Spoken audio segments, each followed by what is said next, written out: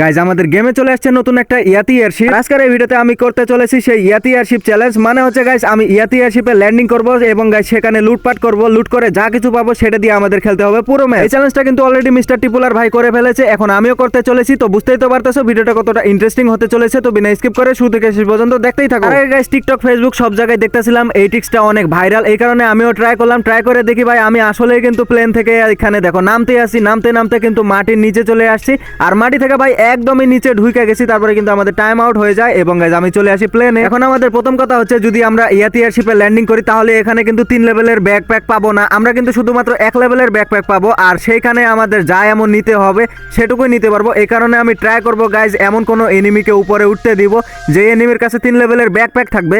তারপরে কিন্তু গাইজ আমি এখানে এমন নিয়ে তারপরে ল্যান্ডিং করব নিচে। তো এখানে কিন্তু আমি নাইমা গেছি, নাইমা দেখি একটা এনিমিও নাই। এই সুযোগে কিন্তু ভালো মতনই একটু লুটপাট পাইলাম। তো এখান থেকে কিন্তু আমি প্রথমে M60 পেয়ে গেছি। M60 কিন্তু আমার ফেভারিট গান, কিন্তু এটা দিয়ে যখন গুলি করি তখন কিন্তু এমও খুব দ্রুত শেষ হয়ে যায়, তো এটা আমাদের চালানো যাবে না। এরপরে কিন্তু আমি পেয়ে গেছি P90। মাত্রই কিন্তু এখান থেকে একটা এনিমি দৌড় মেরে গেছে। তার আগে গাইজ এখানে দেখি কি গান পাওয়া যায়, এখানে ইএমপি পাইছি। ইএমপি অনেক রিকোয়েল করে, তার মানে গাইজ ইএমপিও আমাদের চালানো যাবে না। তো এনিমিটারে দেখলাম উপরে গেল, কিন্তু ভাই এনিমিটা কই গেল এখানে তো এসে দেখতেই পারলাম না। তারপরে আমি নিচে গেলাম ওরে খুঁজতে, নিচে নামার পরে দেখি এনিমিটা আবার উপরে উঠছে, মানে আমি ওরে যেভাবে খুঁজলাম সেও কিন্তু আমার ওইভাবেই খুঁজছে, খুঁজে পায় নাই। তারপরে কিন্তু উপরে উঠছে, আর আমি কিন্তু এই সুযোগে পিছন থেকে ভাই একটা হেডশট মাইরা ওরে কিন্তু মাইরা দিছি। এখন দেখা যাক গাইজ এর কাছে কি ব্যাকপ্যাক পাবো। এ কিন্তু উপরেই ল্যান্ডিং করছে, এই কারণে এর কাছে ব্যাকপ্যাক না পাইলেও গাইজ উইনচেস্টার গান পেয়ে গেছি।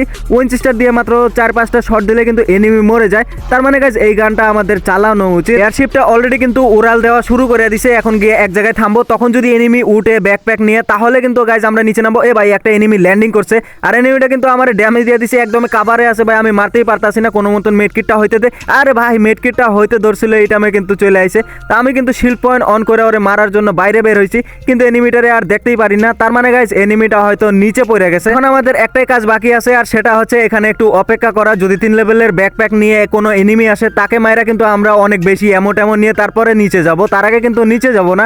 এই কারণে আমি এখানে অপেক্ষা করে আসি। এখানে দেখলাম ফাইটিং চলতেছে, আমি যখন জুম করি তখন কিন্তু আর এনিমিদের রেঞ্জ লাগে না। এ ভাই কে যেন ল্যান্ডিং করতেছে, এর কোবরা MP40 হালকা একটু ড্যামেজ দিতেই কিন্তু মরে গেল, তার মানে গাইজ এখানে আরো এনিমি আছে, তো আমাদের একটু সতর্ক থাকতে হবে। এনিমিটা কেবলই ল্যান্ডিং করলো, ওর কাছে ব্যাকপ্যাক নাই। এ ভাই আরেকটা এনিমি চলে আসে, ওরে কিন্তু হেডশট মেডশট মাইরা দিছি ভাই, আরেকটা হলে কিন্তু আমি মরে যাইতাম। আর এই এনিমিটার কাছে মনে হয় ভালো পরিমাণে লুটপাট আছে, কারণ এই এনিমিটা কেবল ল্যান্ডিং করে নাই, যদি ল্যান্ডিং করতো তাহলে কিন্তু আমি সিগন্যাল পেয়ে যাইতাম। এখন এই লুটবক্সে গিয়ে দেখা যাক।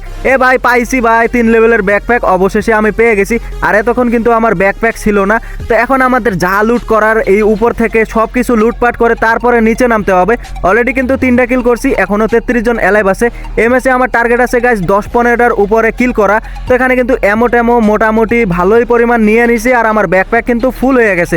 তো এগুলোই হচ্ছে আমার লুটপাট, এগুলো ভালো করে দেখা নাও। আমার কাছে সুপার মেডকিট আছে একটা, নর্মাল মেডকিট আছে 12টা, SMG এমো আছে 294টা, এবং গাইজ আমাদের উইনচেস্টারের এমো আছে 280টা, আর যেই হ্যান্ড ক্যাননটা আছে এটার এমো আছে গাইজ মাত্র 2টা। তো এগুলো দিয়ে আমাদের সম্পূর্ণ ম্যাচটা খেলতে হবে। তার আগে গাইজ ছোট একটি বিজ্ঞাপন রয়েছে, তোমরা যারা টুর্নামেন্ট প্লেয়ার আছো তোমরা চাইলে SKM eSports এ খেলতে পারো। এই অ্যাপের ভিতরে সকল ধরনের মোড পাইবা, এখানে আছে বিআর ম্যাচ, CS ম্যাচ, লোনল্ফ ম্যাচ এবং CS2 ভার্সেস 2, এমনকি 3টা ফ্রি ম্যাচও রয়েছে। অ্যাপসটি ট্রাস্টেড আছে এবং গাইজ এর সার্ভিসও অনেক ভালো আছে। তোমরা যারা এই অ্যাপের ভিতরে খেলতে চাও চাইলে গাইজ এই ভিডিওর পিন কমেন্টে চেক আউট করে নিতে পারো। মাঝে মধ্যে তারা বোনাস ম্যাচ দিয়ে থাকে, যেখানে গাইজ টপ 1 2 3 পাবে একটা করে উইকলি মেম্বারশিপ, এবং ফ্রি ম্যাচ তারা 3টা করে দিয়ে থাকে। তো তোমরা যারা খেলতে চাও গুগল ক্রোমে গিয়ে SKM eSports অথবা এই ভিডিওর পিন কমেন্টে চেক আউট করে নিতে পারো। এখন গাইজ ভিডিওতে আসা যাক। এখানে একটা এনিমিকে দেখার সাথে আমি কিন্তু এর মারা ট্রাই করতেছি, কিন্তু ভাই এনিমিটা আমার ফুল ড্যামেজ দিয়ে দিছে। আমি কিন্তু গাইস এর কোনো মতন ডাউন করে ফেললাম। এনিমিটারে দেখলাম ওরিয়ন ক্যারেক্টার নিয়ে আসছে, আমি মনে করছিলাম ওরিয়ন হয়ে যাব, কিন্তু এ তো ভাই ডিমিত্রি মারছে। এটা কোনো কথা ভাই, ওরিয়নের ফেস নিয়ে কিন্তু ডিমিত্রি ক্যারেক্টার নিয়ে আসছিল। তো আমার কাছে যেই একটা সুপার মেডকিট আসছিল সেটা কিন্তু আমি মেরে নিলাম। আর এখানে দেখতেই পারতেছো আমি কিন্তু কোনো রকম কোনো লুটপাট করি নাই, আমার কাছে যা ছিল তাই কিন্তু আছে। আর এখানে মেডকিট গুলা ভাই আমি একটা শুধুমাত্র সুপার মেডকিট শেষ করছি, আর এমও কিন্তু আমি শেষ করছি। এখানে দেখলাম আরেকটা এনিমি যাইতাছে, এনিমিটা গাড়ির মধ্যে আছে। এর কি গাড়ি ক্যারেক্টার আছে কিনা জুম করে দেখতে হবে, এর কিন্তু গাড়ি ক্যারেক্টার আছে। এই কারণে একে ছেড়ে দিয়ে আমি কিন্তু সেফ জোনের দিকে রওনা দিলাম। আর যাইতে যাইতে দেখি ইয়াতি এয়ারশিপটা কিন্তু এই জায়গায় এসে থামছে। আমি কিন্তু চাইলে আবারও ইয়াতি এয়ারশিপে উঠে আবারও এমো লুট করতে পারবো। এই কারণে আমি যাইতেছিলাম, যাইতে যাইতে দেখি ভাই আমার পিছন থেকে হামলা দিছে।